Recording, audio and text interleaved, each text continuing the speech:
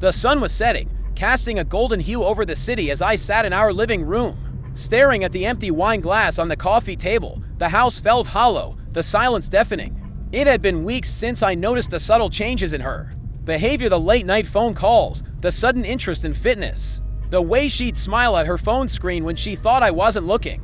I had ignored the signs, convincing myself that I was overthinking, that the woman I married would never betray me, but tonight, the truth had slapped me across the face, leaving a sting that no amount of denial could soothe. It started with a text. Her phone had buzzed on the kitchen counter, and I glanced at it instinctively. The name Jake flashed on the screen, followed by a message that made my stomach churn. Can't wait to see you again. Last night was unforgettable. My hands trembled as I unlocked her phone. She still used the same passcode. Our anniversary date. Hand scrolled through their messages. Each word felt like a dagger to my chest. They had been meeting for months, sneaking around behind my back. The details were explicit, filled with promises and plans that shattered any illusion of loyalty. I confronted her when she walked through the door, her cheeks flushed from the evening air. At first, she denied it, her eyes wide with feigned innocence. But when I showed her the messages, her face crumpled, and she broke down in tears. She begged for forgiveness, claiming it was a mistake, that she had been feeling lonely and neglected. I wanted to believe her, to find a way to move past this. But the image of her with him haunted me. How could I trust her again? The days that followed were a blur of anger, heartbreak, and sleepless nights. We tried counseling, but the sessions only seemed to widen the gap between us. She claimed she wanted to fix things, but I could see the guilt in her eyes, the way she avoided my gaze. I threw myself into work, burying my pain in long hours and endless projects. But no matter how hard I tried, I couldn't escape the feeling that our marriage was crumbling beneath my feet. Then, one evening, she dropped a bombshell that left me speechless. We were sitting at the dinner table, the silence between us heavy and oppressive, when she suddenly said, "I want to be a surrogate for my brother." I stared at her, unsure if I had heard her correctly. Her brother, Mark, and his wife had been struggling with infertility for years, and they had recently approached her about carrying their child. But why now? Why after everything that had happened? She explained that she wanted to do something meaningful, to give back after all the pain she had caused. But I couldn't shake the feeling that there was more to it.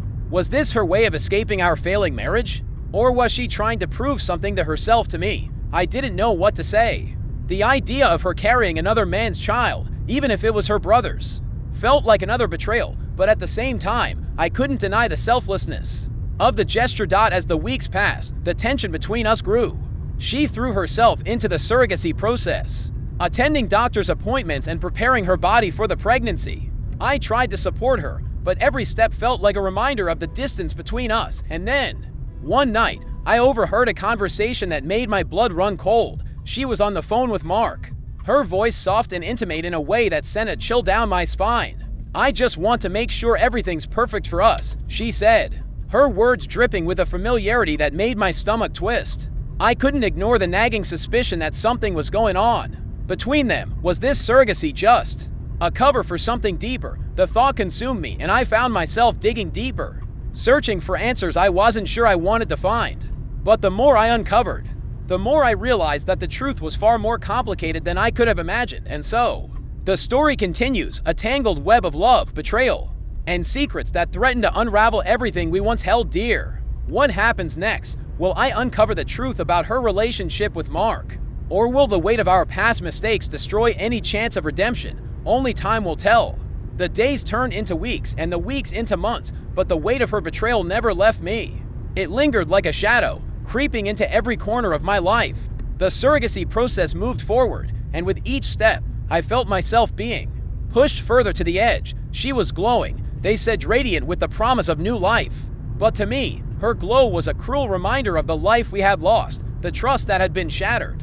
I tried to focus on work, burying myself in deadlines and meetings. But my mind kept drifting back to her, to them, to the unanswered questions that gnawed at me like a persistent itch. One evening, after a particularly grueling day at the office, I came home to find her sitting on the couch, her hands resting on her still flat stomach.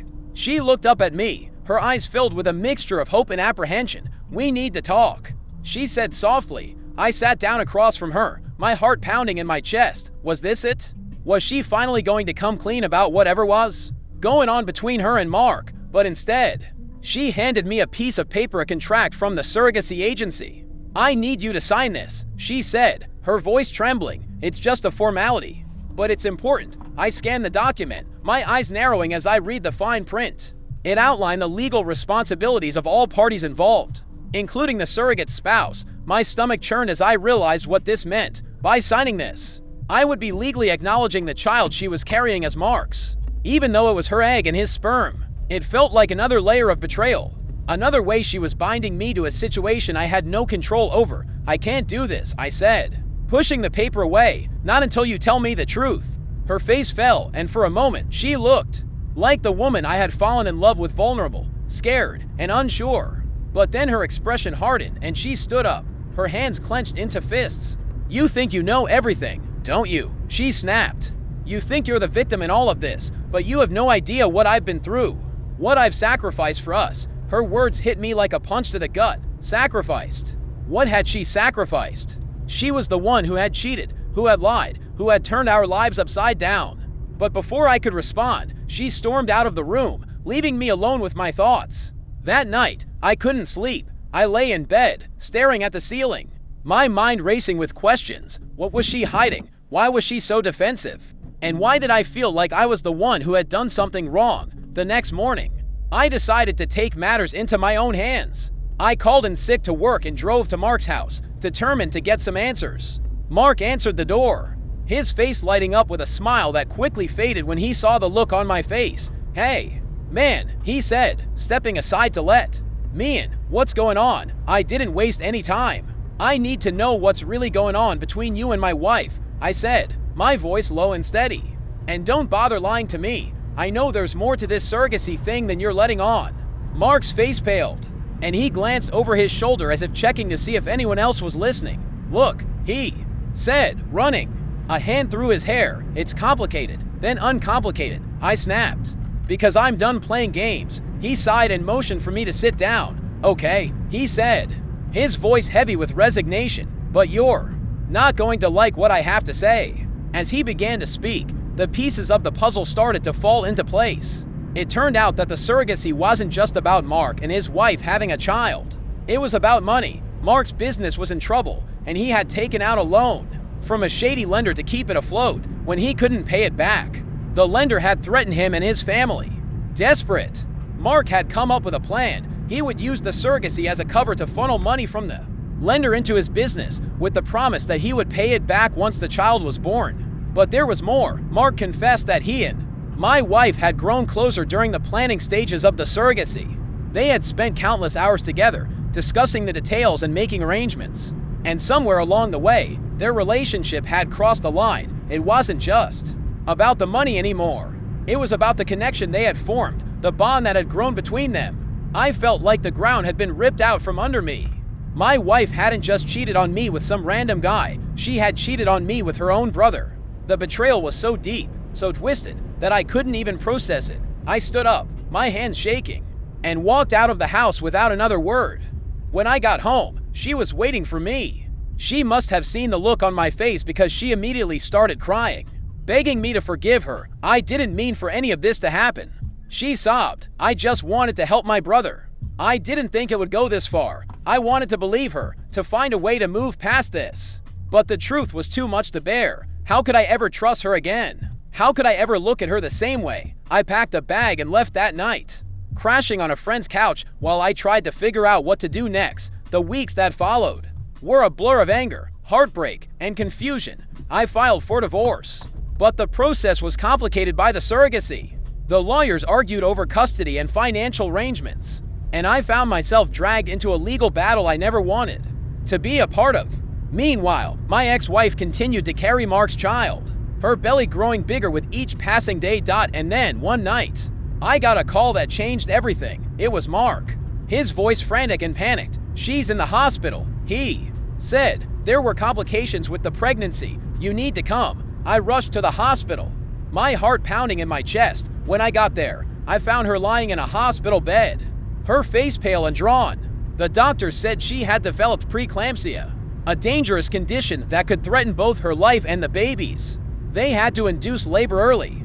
And the next few hours were a whirlwind of fear and uncertainty. When the baby was finally born, it was a girl. She was tiny and fragile, her lungs underdeveloped, and she was immediately whisked away to the NICU. My ex-wife was exhausted but relieved. Her eyes filled with tears as she held the baby for the first time. And then she looked at me, her expression filled with a mixture of guilt and hope. "I know I don't deserve your forgiveness," she said softly, "but I want you to be a part of her life. She's your daughter too, in a way." I didn't know what to say. The baby wasn't mine biologically, but in that moment, I felt a connection to her that I couldn't explain. She was innocent, a product of a situation that was far beyond her control. And as I looked at her tiny face, I realized that I couldn't walk away, not from her. The story doesn't end here. The baby's arrival opens a new chapter, one filled with challenges and unexpected twists. Will I be able to forgive my ex-wife and Mark for what they've done? Can I find a way to co-parent with them, despite the betrayal and heartbreak? And what happens when the shady lender comes knocking, demanding the money Mark owes? The answers to these questions will shape the future, not just for me, but for the baby who has become the center of our lives. The journey is far from over, and the road ahead is anything but easy. But one thing is certain, nothing will ever be the same again. The hospital room was eerily quiet, save for the soft beeping of monitors and the occasional shuffle of nurses outside the door. My ex-wife, Sarah, lay in the bed, her face pale but serene, her eyes fixed on the tiny bundle in her arms. The baby Emma was sleeping, her tiny fingers curled into fists, her chest rising and falling in rhythm with the machines. I stood by the window, my arms crossed, my mind a whirlwind of emotions. I didn't know how to feel. Anger, sadness, guilt, and an inexplicable sense of responsibility all warred within me. Mark was in the corner, his face drawn and anxious. He hadn't said much since I arrived, and I could tell he was avoiding my gaze. The tension in the room was palpable, a thick fog of unspoken words and unresolved conflicts. Finally, Sarah broke the silence. "I know this is a lot to ask," she said, her voice barely above a whisper, "but I want you to be a part of her life. She's innocent in all of this, and she deserves to have a father figure." I clenched my jaw, my eyes flicking to Mark. "She already has a father," I said coldly. Mark flinched but didn't respond. Sarah's eyes filled with tears, and she looked down at Emma, her fingers brushing against the baby's cheek. "I know I've made mistakes," she said, "but please, don't punish her for them." I didn't know what to say. Part of me wanted to walk out and never look back, to leave this mess behind and start over.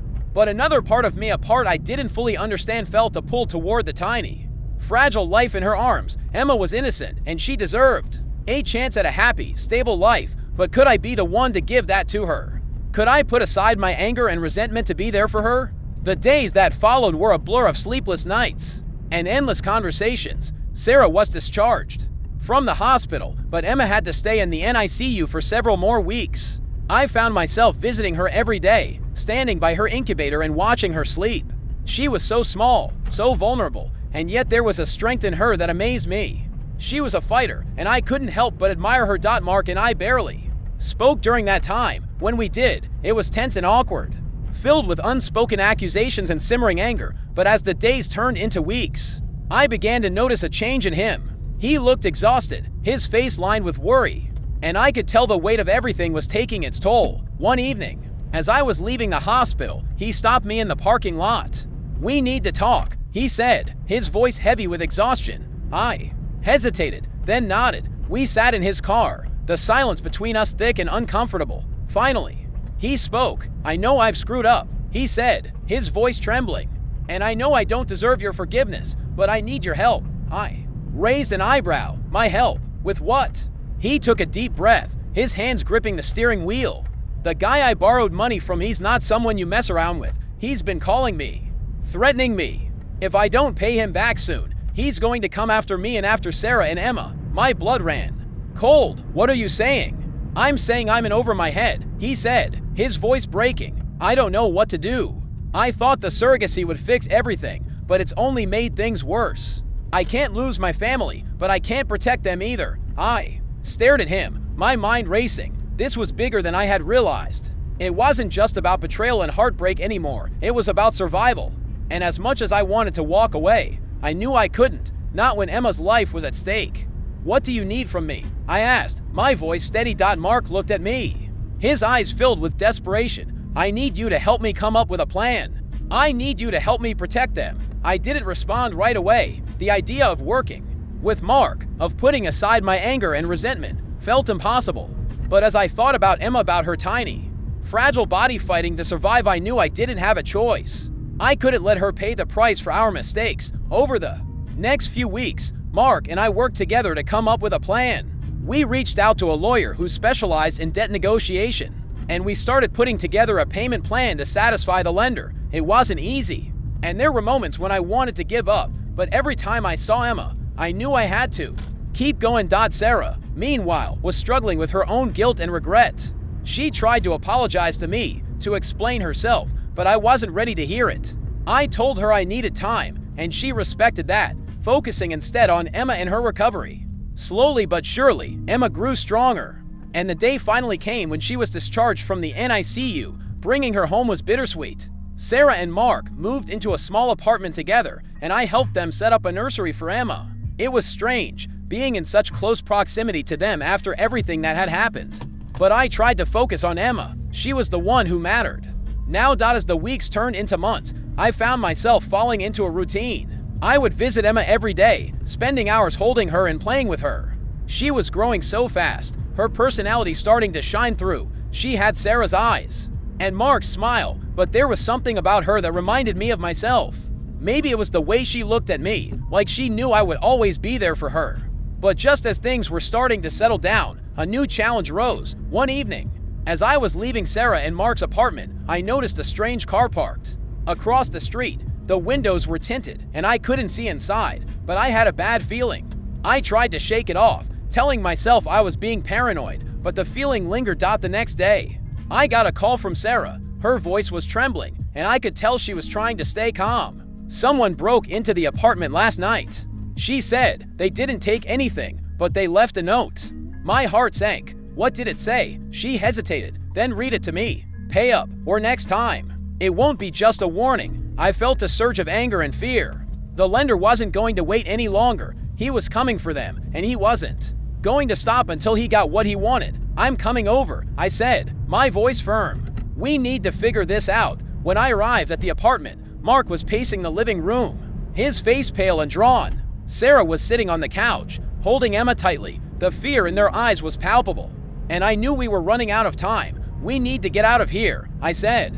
"We need to take Emma somewhere safe." Mark nodded, but Sarah looked hesitant. "Where would we go?" she asked. "We can't just disappear. We don't have a choice." I said, "If we stay here, we're putting Emma in danger." It was a risky plan, but it was the only one we had. We packed up what we could and left that night, driving to a small town a few hours away where Mark had a cousin who can help us lay low. It wasn't ideal, but it was the best we could do. The days that followed were tense and uncertain.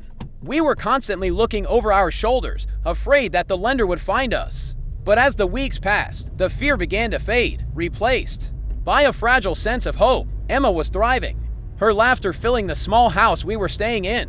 And slowly but surely, Sarah, Mark, and I began to find a way to coexist. It wasn't easy.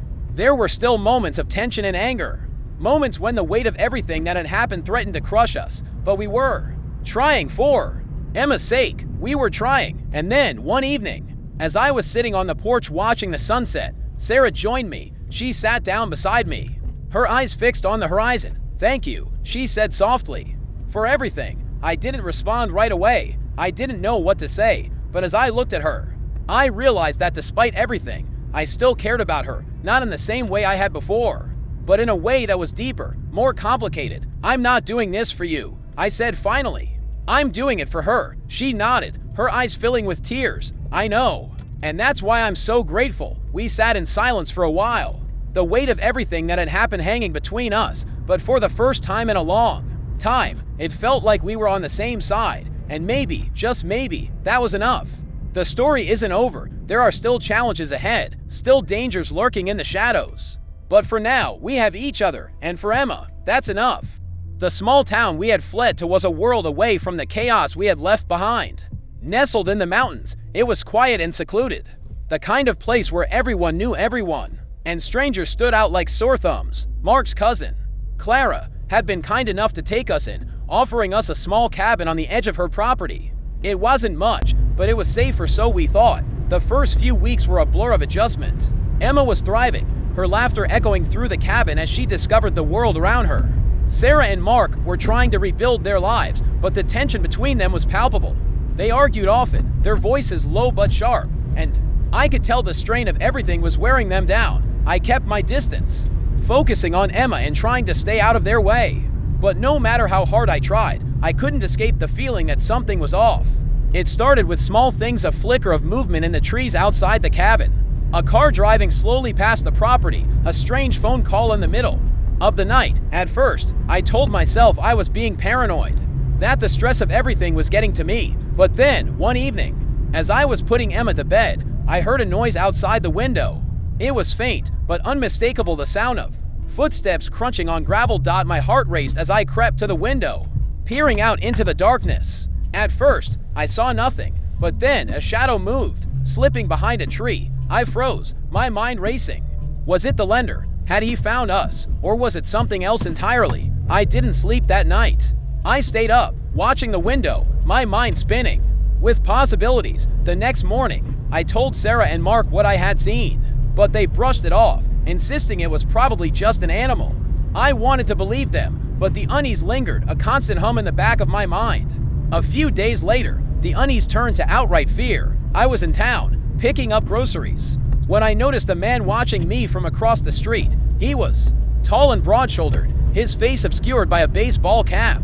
But there was something about him that set off alarm bells in my head. I tried to shake it off, telling myself I was being paranoid. But when I got back to the cabin, I found Sarah. In a panic, someone was here, she said, her voice trembling. They left this on the porch. She handed me a piece of paper, and my blood ran cold as I read the words scrawled across it. You can't hide forever. The fear in the cabin was palpable. Mark insisted we call the police, but I knew it wouldn't do any good. The lender had connections, and if he had found us, the police wouldn't be able to protect us. We were on our own. That night, we sat in the living room, the air thick with tension. Emma was asleep in her crib, blissfully unaware of the danger closing in around us. Sarah was pacing, her arms wrapped tightly around herself, while Mark sat on the couch, his head in his hands. I was by the window, watching the trees, my mind racing. We need a plan, I said finally, breaking the silence. We can't just sit here and wait for him to come after us. What do you suggest? Mark asked, his voice heavy with exhaustion. I hesitated, then said the words I had been dreading. We need to leave, all of us. We can't stay here. Sarah stopped pacing, her eyes wide with fear. Leave, and go where? We have nowhere else to go. We'll figure it out, I said, my voice firm. But we can't stay here. It's not safe. Mark nodded, his expression grim. He's right. We need to get out of here. The next few days were a whirlwind of preparation. We packed what little we had, making sure to take only the essentials. Clara offered to help, but we knew we couldn't involve her any further. She had already done so much for us, and we couldn't risk putting her in danger. The night before we were set to leave, I found Sarah sitting on the porch, staring out into the darkness. She looked exhausted, her face pale and drawn, but there was a determination in her eyes that I hadn't seen in a long time. I'm scared, she admitted, her voice barely above a whisper. I don't know if we're doing the right thing. I don't know either, I said honestly, but we can't stay here, not if we want to keep Emma safe. She nodded, her eyes filling with tears. I never wanted any of this. I never wanted to hurt you or put Emma in danger. I just wanted to help my brother. I didn't respond right away. Part of me wanted to comfort her, to tell her everything would be okay, but another part of me was still angry, still hurt by everything that had happened. Instead, I sat down beside her, the silence between us heavy and unspoken. The next morning, we left before dawn, the car packed to the brim with our belongings. Emma was asleep in her car seat, her tiny face peaceful and unaware of the danger we were running from. Sarah sat in the passenger seat, her eyes fixed on the road ahead, while Mark drove, his hands gripping the steering wheel tightly. We didn't know where we were going, only that we needed to get as far away as possible. We drove for hours, the landscape changing from mountains to rolling hills to flat, endless plains. The further we got, the more the tension in the car began to ease. But the fear was still there, lurking just beneath the surface. As the sun began to set, we pulled into a small motel on the edge of a dusty town. It wasn't much, but it was a place to rest, a temporary reprieve from the chaos of our lives. We checked in, the motel clerk barely glancing at us as he handed over the key. That night, as I lay in the motel room, listening to the sound of Emma's soft breathing, I couldn't shake the feeling that we were being watched. The fear was still there, a constant hum in the back of my mind. But for the first time in a long time, I felt a glimmer of hope. We were together, and we were fighting for Emma, and maybe, just maybe, that was enough. The story ends here, but the journey is far from over. The road ahead is uncertain, filled with challenges and dangers we can't yet imagine. But for now, we have each other. And for Emma, that's enough.